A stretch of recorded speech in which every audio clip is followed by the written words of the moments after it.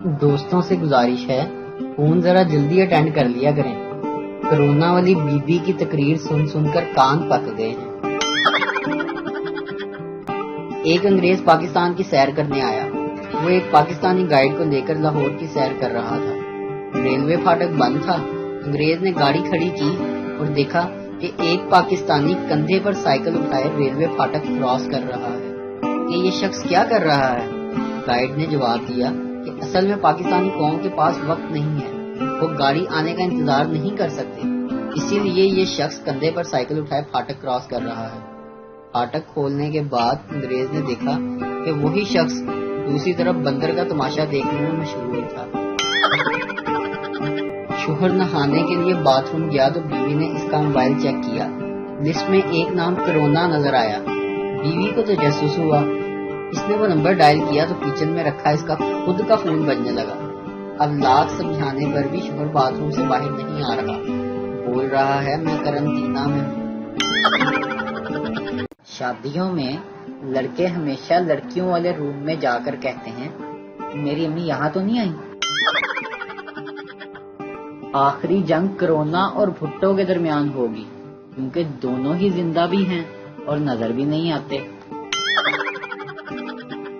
زندگی میں رشتہ دار بات کرنا نہیں پسند کرتے، مرنے کے بعد منجی ہلا ہلا کر کہتے ہیں وے تو بولتا کیوں نہیں؟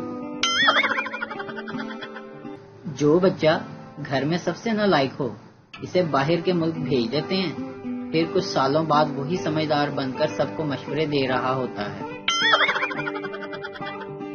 ایک بات بتاؤں، مجھے یقین ہے کہ آپ کے موبائل کا اوپر والا گلاس تھوڑا سا ٹوٹا ہوا ہوگا۔ پہلے لوگ ناراض ہوتے تھے تو کھانا نہیں کھاتے تھے، اب ناراض ہوتے ہیں تو آن لائن نہیں آتے، ناراضگیاں بھی ڈیجیٹل۔ بابا جی کہتے ہیں ہم مڈل کلاس لوگوں کا بینک بیلنس نہیں ہوتا، ہماری کمیٹیاں ہوتی ہیں۔ میری تحقیق کے مطابق سب سے زیادہ شرم تب آتی ہے جب ڈاکٹر کہتا ہے یہ ٹیکا بازو میں نہیں لگے گا۔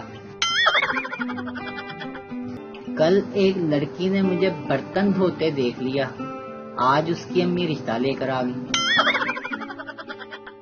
ایک صاحب کی جیب سے ایک کاغذ کے پرزے پر رانی لکھا ہوا دیکھ کر ان کی بیوی کو شبہ ہوا، لیکن شوہر نے یہ کہہ کر بیوی کو اطمینان دلا دیا کہ رانی ایک گھوڑی کا نام ہے جس پر انہوں نے پچھلے ہفتے والے دن ریس میں رقم لگائی تھی۔ 2 دن بعد جب وہ صاحب گھر آئے تو ان کی بیوی نے انہیں اطلاع دی اس گھوڑی نے آج شام کو سمندر کے ساحل پر بلایا ہے، خون آیا تھا۔ بیوی نے شوہر کی کسی بات سے ناراض ہو کر کہا اگر میں تمہارے راستے کی دیوار ہوں، دیوار کو گرا کیوں نہیں دیتے؟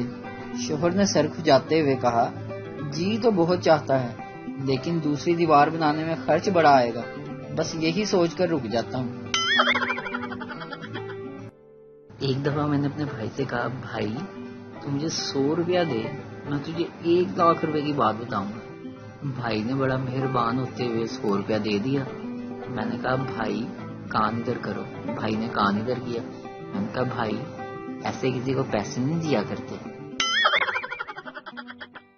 ایک خاتون کو اپنے شوہر پر بلا وجہ شک کرنے کی عادت تھی۔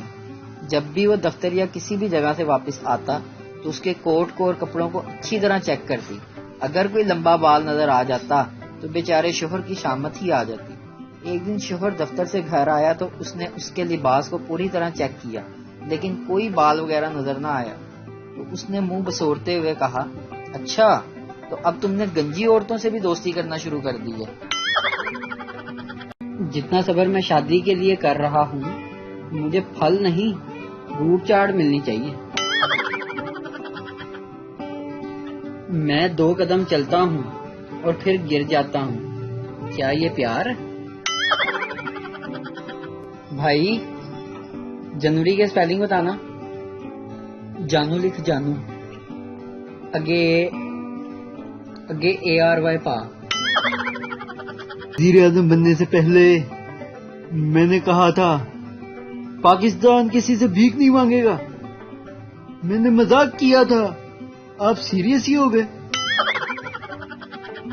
इंडिया का बेड़ा गर्क किया है एक चाय के कप ने और पाकिस्तान का बेड़ा गर्क किया है 1992 के कप ने। रात को सोते वक्त मैंने अपनी बीवी से पूछा, तुम्हें मैं प्यारा हूं या नींद? सुबह उठ के कहती, तुसी। ये जी मौलाना फजलुर रहमान क्या फरमाते हैं, जरा सुनिएगा। जितना आप सोएंगे आपको वायरस भी सो रहा होगा और वो मुतहर्रिक नहीं रहेगा, नुकसान नहीं करेगा।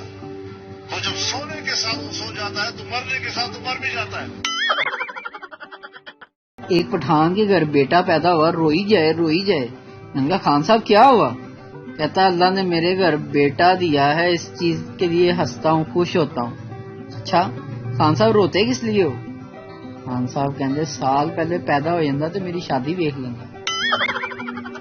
घर वालों ने सामान की लिस्ट बनाकर दी और कहा, कुछ भूलना मत। मैं लिस्ट ही घर भूल गया। पुराने जमाने में एक आदमी ऊंट पर मोटी मोटी किताबें लाद कर जा रहा था। रास्ते में एक दोशीज़ा मिली। दोशीज़ा ने पूछा, इन किताबों में क्या है? आदमी बोला, इनमें औरतों के मकरो फरेब के हरबे हैं और मैं सारे पढ़ चुका हूँ। कुछ देर बाद दोशीज़ा ने बेहोश होने का नाटक किया और कुछ लोगों को इकट्ठा होने पर ऊंट वाले की खूब ठुकाई लगाई कि इसने कुछ किया, तो लड़की बेहोश हुई। जब खूब दुर्गत बन गई तो दोशीज़ा आंख खोलकर बोली, ये अरवा तो नहीं पढ़ा होगा ना आपने। एक चरवाहा अपना रेवड़ लेकर जा रहा था कि एक लाहौरी का उधर से गुजर हुआ। कहने लगा कि अगर मैं बता दूं कि ये टोटल कितनी भेड़ें हैं तो क्या एक भेड़ मैं ले सकता हूँ? चरवाहा बोला, चलो तुम्हारी बात मान लेता हूँ। बोला, ये 381 भेड़ें हैं और जल्दी से एक भेड़ उठाकर गर्दन पर रख ली। चरवाहा बोला, अगर मैं बता दूं कि तुम कौन हो और तुम्हारा किस शहर से ताल्लुक है तो क्या तुम मेरी भेड़ मुझे वापस कर दोगे? लाहौरी बोला, हाँ ठीक है बताओ। तो चरवाहा बोला, तुम लाहौरी हो? लाहौरी ने बड़े हैरान होते हुए पूछा, पर तुम्हें कैसे पता चला? चरवाहा बोला, पहले तुम ये खोती का बच्चा नीचे रखो। बीवी, चलो उठो चाय बनाओ। शोहर उठकर सीधा बाहर जाने लगा। बीवी, कहाँ जा रहे हो? शोहर, वकील के पास, तुमसे छुटकारा पाने के लिए। थोड़ी देर के बाद शोहर घर वापस आया और चाय बनाने लगा। बीवी ने कहा, क्या हुआ? शोहर, कुछ नहीं, वकील साहब बर्तन मांज रहे थे।